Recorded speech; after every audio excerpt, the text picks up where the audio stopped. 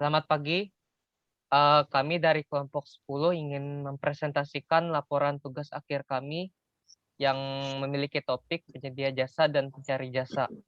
Di sini beranggotakan saya sendiri, Genesis Akar, ada Lydia Febiola ada Angela Merici Febri Nadia, Jonathan Kobaraji, dan Adrianus Panjaitan. Untuk latar belakang, silakan. Baik, saya akan menjelaskan tentang latar belakang. Di masa pandemik ini, sangat banyak perusahaan yang terpaksa untuk merumahkan atau memecat jutaan karyawan dengan tujuan supaya perusahaan tetap berjalan. Mereka yang terkena PHK menjadi tidak memiliki pekerjaan. Untuk membiayai hidup, berbagai usaha dilakukan untuk terus bertahan hidup. Salah satunya adalah dengan mengandalkan kemampuan yang mereka miliki. Meskipun demikian, terkadang mereka tidak mendapat pelanggan atau konsumen yang memerlukan jasa atau kemampuan mereka. Di sisi lain, banyak juga konsumen yang memerlukan jasa tetapi tidak dapat menemukan jasa yang mereka perlukan. Sebenarnya pemerintah sudah banyak melakukan berbagai usaha supaya orang-orang yang menjadi korban PHK dapat bekerja kembali. Namun dengan keterbatasan informasi yang mungkin sulit ditemukan di daerah terpencil, membuat usaha yang dilakukan pemerintah untuk mengurangi tingkat pengangguran ini sedikit kurang maksimal. Mereka yang berada di daerah yang terpencil atau tidak ramai akan kesulitan untuk mendapatkan konsumen. Alasannya adalah kurangnya informasi yang sulit didapatkan karena terkait dengan bidang jasa yang tersedia.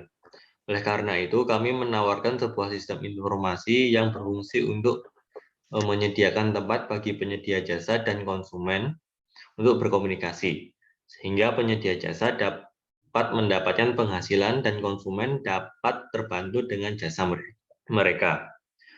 Sistem ini juga dapat memperluas jaringan pemasaran sehingga jasa yang ditawarkan oleh penyedia jasa menjadi tersalurkan di banyak tempat.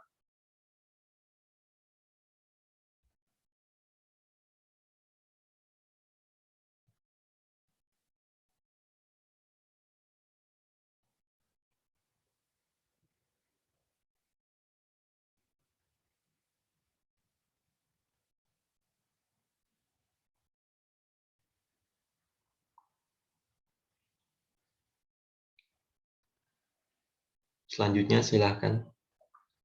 Nadia udah keluar.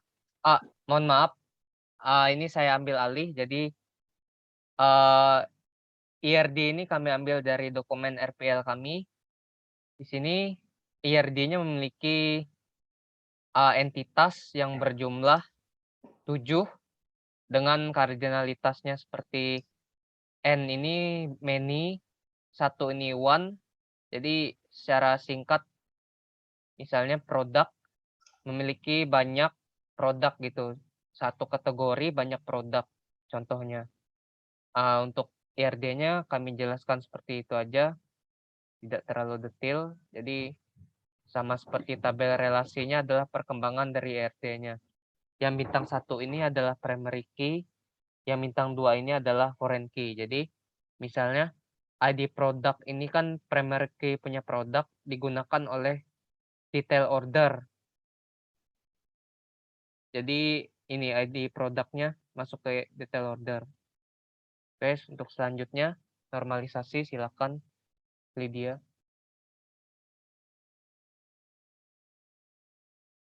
Maaf belum di unmute. Dalam normalisasi terdapat tabel produk yang berisi ID produk, ID kategori, nama produk, gambar, deskripsi, rate, harga before, harga after, dan tanggal dibuat.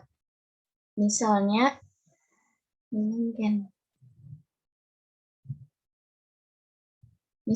pada ID produk diisi 1, ID kategori 1, nama produknya yaitu cuci mobil, gambarnya cuci mobil.jpg, deskripsinya. Kini Anda bisa memiliki car wash pribadi di rumah, sesuaikan jadwal dan jumlah cuci berlangganan sesuai kebutuhan Anda, mulai dari 1 hingga 6 kali tiap minggunya. Rate-nya misalnya 4, harga before-nya 20.000, harga afternya 15.000 dan tanggal dibuatnya pada 2021 12.13 pada pukul 20.01/08.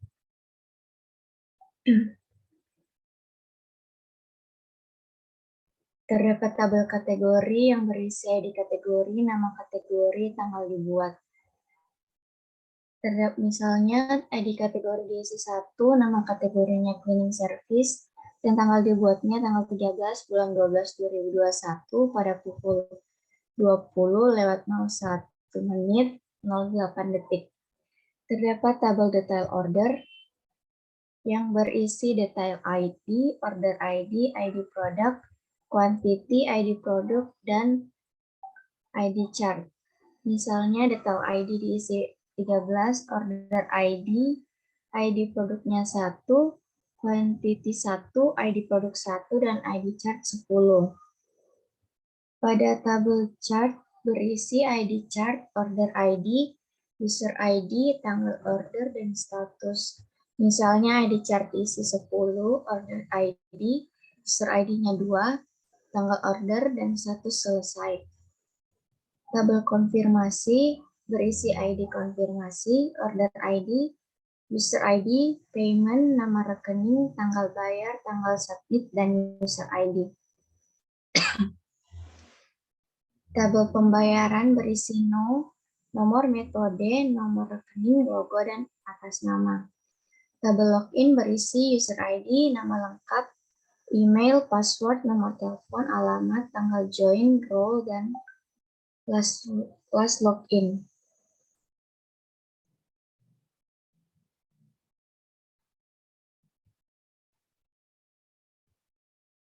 Bentuk normal yang pertama, sebuah tabel memenuhi bentuk normal pertama bila pada setiap perpotongan baris dan kolom hanya terdapat satu harga data. Berdasarkan tabel-tabel yang telah dibuat di atas, tidak ditemukan adanya harga data yang berjumlah lebih dari satu dari setiap perpotongan baris dan kolomnya. Sehingga dengan demikian, ke-10 tabel tersebut memenuhi bentuk normal pertama. Yang kedua, bentuk normal yang kedua.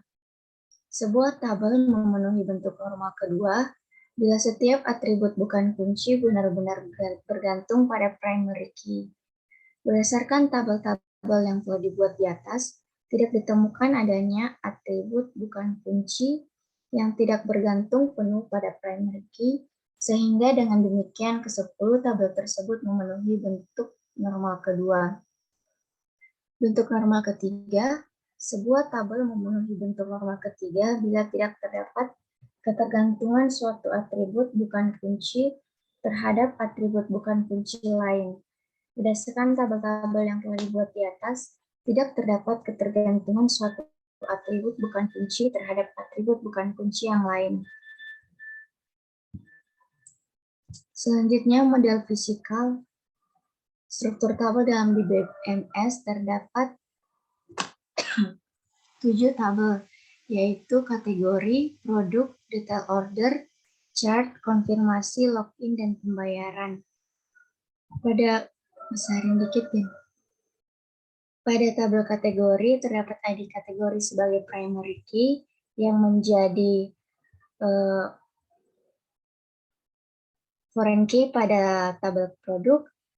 Yang selanjutnya pada tabel produk terdapat primary key yaitu ID produk yang menjadi foreign key pada detail order. Kemudian pada let's word terdapat ID chart dan order ID sebagai primary key yang kemudian terdapat foreign key yaitu user ID. Pada tabel konfirmasi terdapat ID konfirmasi sebagai primary key dan user ID sebagai foreign key. Pada tabel login terdapat user ID sebagai primary key dan pada tabel pembayaran terdapat nomor sebagai primary key.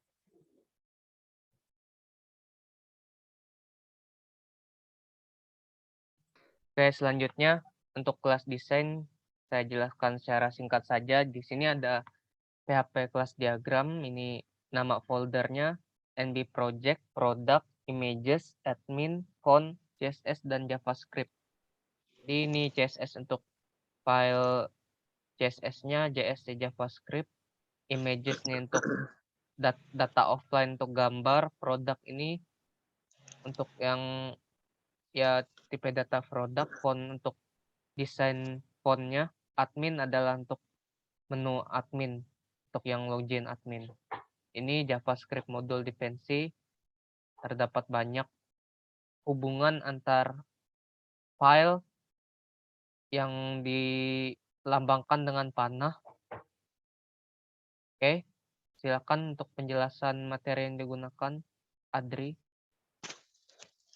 Oke, lanjut ke bagian 3 untuk penjelasan materi yang digunakan. Nah, yang pertama itu ada Hypertext Markup Language atau HTML. Nah, ini artinya bahasa markup yang digunakan untuk membuat struktur halaman website. HTML terdiri dari kombinasi teks dan simbol yang disimpan dalam sebuah file. Dalam membuat file HTML, terdapat standar atau format khusus yang harus diikuti. Nah, seperti yang kita lihat ada input programnya, dapat kita lihat di sini beberapa kode untuk membuat suatu HTML untuk pertama kali. Nah, yang kedua itu ada CSS yang artinya itu bahasa cascading style sheet dan biasanya digunakan untuk mengatur tampilan elemen yang tertulis dalam bahasa markup seperti HTML. CSS berfungsi untuk memisahkan konten dari tampilan visualnya di situs. Nah, seperti kita lihat ada di tampilan bahwa beberapa secara singkat untuk kode untuk mempercantik halaman dari file HTML yang sudah dibuat sebelumnya. Nah, yang ketiga ada JavaScript yang artinya bahasa pemrograman populer yang digunakan untuk membuat situs dengan konten website yang dinamis. Nah, konten dinamis ini artinya konten dapat bergerak atau berubah di depan layar tanpa perlu mereload halaman. Misalnya saja seperti fitur slideshow foto, gambar animasi, pengisian polling, dan lainnya. Nah, dapat kita lihat seperti di tampilan bahwa beberapa kode yang dihasilkan dari JavaScript untuk membuat tampilan menjadi lebih bagus. Nah, lanjut ke bagian keempat, Bootstrap. Bootstrap ini merupakan sebuah library atau kumpulan dari berbagai fungsi yang terdapat di framework CSS dan dibuat secara khusus di bagian pengembangan pada front-end website. Nah, Bootstrap juga termasuk ke dalam salah satu dari framework HTML, JavaScript, dan juga CSS yang sangat populer pada web developer. Nah, yang pertama itu ada Bootstrap CSS. Nah, Bootstrap CSS adalah framework yang mengatur dan mengelola layout website. Nah, di dalamnya terdapat file CSS. Seperti yang kita lihat pada tampilan untuk kode untuk membuat Bootstrap dari CSS-nya. Nah, yang kedua itu ada Bootstrap JS atau Bootstrap JavaScript. Nah, Bootstrap JS ini merupakan bagian pokok dari Bootstrap. Di dalamnya terdapat file JavaScript. Nah, yang kelima ada PHP. Adalah sebuah bahasa pemrograman server atau site scripting yang bersifat open source.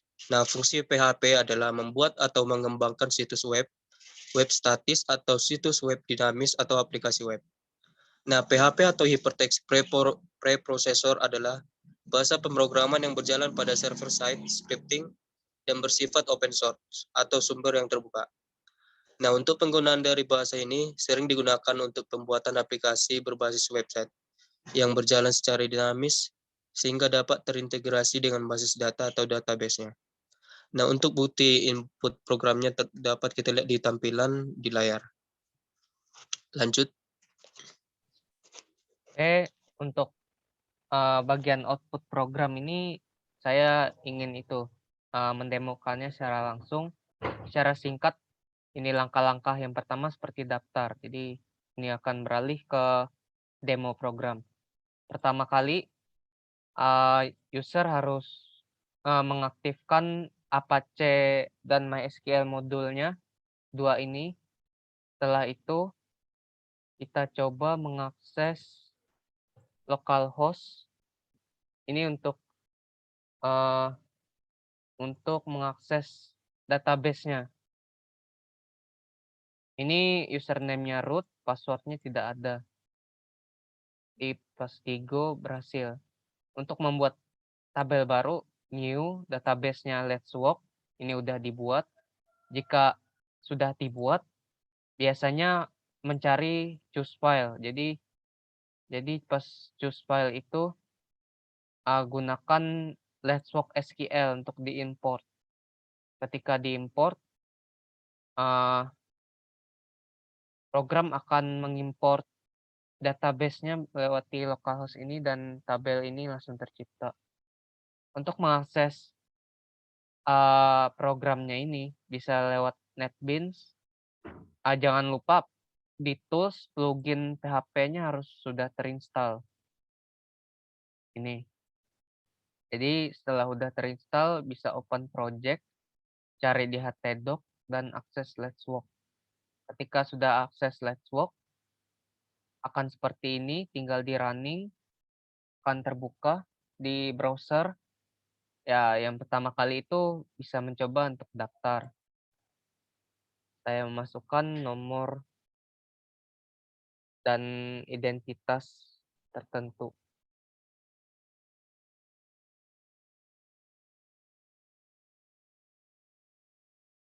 Emailnya, email ini harus penulisannya harus benar-benar seperti yang aslinya. Jadi seperti ini. Jika tidak seperti ini akan disuruh mengulang input untuk usernya. Jadi harus tepat.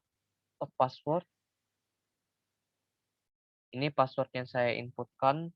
Jadi pertama kali daftar. Nah, ini langsung diarahkan ke halaman login. Masukkan data yang sudah didaftarkan tadi, saya menggunakan email ini. Nah, ini jika passwordnya salah atau username salah akan disuruh mereload. Jadi seperti ini, harus masukkan ulang.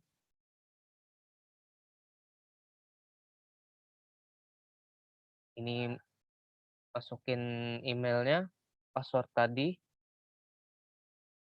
Jika berhasil akan masuk ke halaman. Nah, ini halamannya ada 3 produk. Kita mencoba untuk itu, mencari produk, cari jasanya. Saat sudah ada di database, misalnya kita mencari dengan keyword yang kira-kira ada sudah. Nah, ini laundry. Kalau cleaning, nah ini cleaning. Nah, kalau yang misalnya yang nggak ada, nah ini data tidak ditemukan. Jadi ini akan diarahkan ke menu kategori. Ini menu kategorinya untuk melihat jasa berdasarkan kategori. Setelah itu kita mencoba proses pemesanan order jasanya. Jadi pilih jasanya dengan ngeklik di tombol lihat produk, add to chart.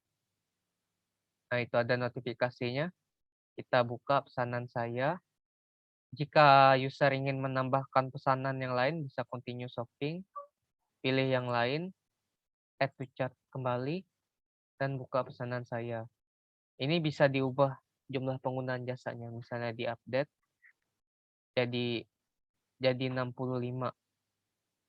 Kalau mau menghapus dari chart, tinggal klik hapus. Ini udah terhapus, biayanya terupdate. Setelah itu kita masuk ke konfirmasi. Ini konfirmasi dari user, kalau user memang benar-benar ingin memesan jasa ini. Ini biaya yang harus dibayarkan dan kode itu yang otomatis dibuat oleh program. Agree and check out. Nah, udah berhasil, kita periksa di tabel daftar order. Ini konfirmasi pembayaran. Jadi ini masuk ke tahap pembayaran. Untuk tahap pembayaran, konfirmasi pembayaran, kita masukkan nama nomor rekeningnya, terus tanggal hari ini. Misalnya tanggal hari ini 20 Desember 2021. Kirim. Kalau ingin membatalkan pembayaran bisa batal, tapi kalau lanjut kirim. Kita tunggu. Ini masih loading. Oke. ini berubah statusnya jadi konfirmasi diterima. Untuk langkah selanjutnya kita akan berperan sebagai admin untuk mengelola pesanannya. Klik keluar untuk logout. Untuk admin itu username-nya admin dan password-nya pula admin. Masuk. Ini kurang lebih sama admin itu. Jadi untuk yang menu khusus untuk admin itu kelola jasa. Di kelola jasa itu bisa dilihat pelanggan yang sudah membuat akun ada 3, pesanan 1, konfirmasi pesanan 1. Jadi masuk ke kelola pesanan untuk melanjutkan statusnya menjadi pengiriman jasa. Jadi ini belum dikirimkan jasanya. Jadi klik di ID pesanan dan kirim. Setelah sudah terkirim, akan berubah menjadi pengiriman.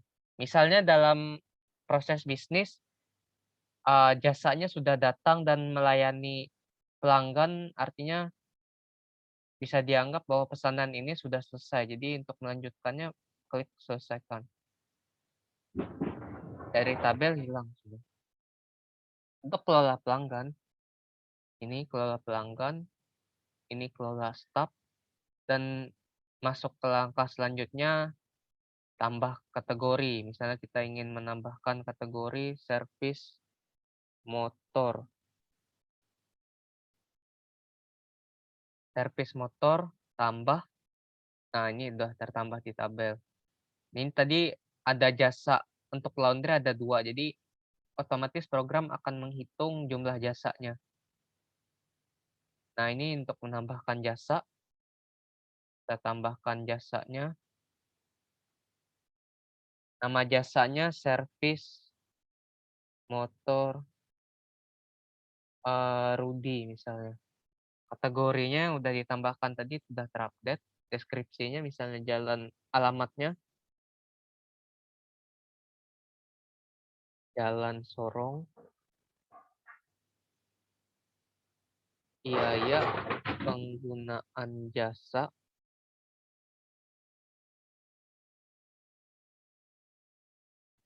Misalnya 25.000 per motor. Ratingnya 5, harga sebelumnya yang tadi 25.000, setelah diskon jadi 20.000. Kita cari gambar dari servis motor itu.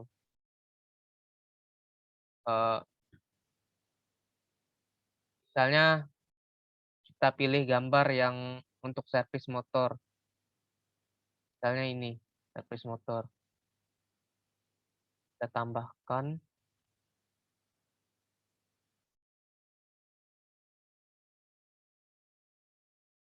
Oh, masih loading. Itu tadi mungkin format itunya, format fotonya. Coba pakai foto yang sudah pernah ditambahkan.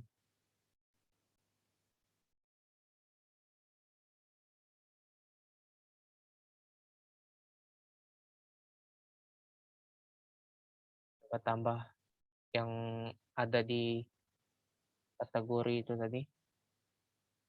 Servis AC.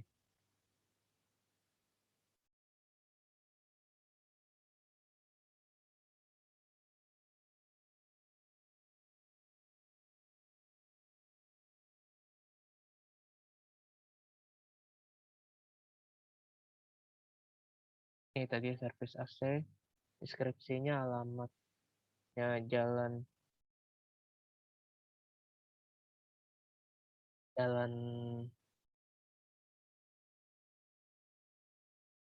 Tangerang, biaya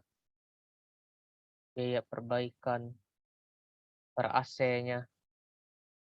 Per AC-nya misalnya 30.000, rating 5, ini 30.000, jadi 25.000. Terus kita coba menggunakan gambar ini. Kita tambahkan. Nah, itu tadi kesalahan di gambarnya. Ini udah tertambah. Jadi bisa kita lihat nanti pas di menu itunya pelanggan nih, kita cek nanti. Ini metode pembayarannya. Kita coba menambahkan metodenya, misalnya GoPay. GoPay nomor rekeningnya ya itu atas nama admin misalnya. URL logonya kita menggunakan itu images karena di tempat itu kita menyimpan gambarnya, images, GoPay. Saya periksa dulu itu.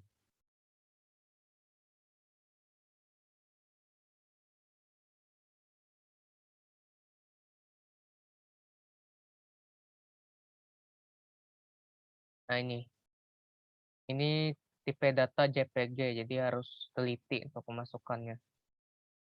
Di jpg.jpg, ketika diklik harusnya sudah bisa. Nah, udah tertambahkan. Tadi kelola pelanggan, kelola staff, dan logout. Kita coba melihat perubahan dari isi programnya. Menggunakan login pelanggan tadi, mencari jasanya.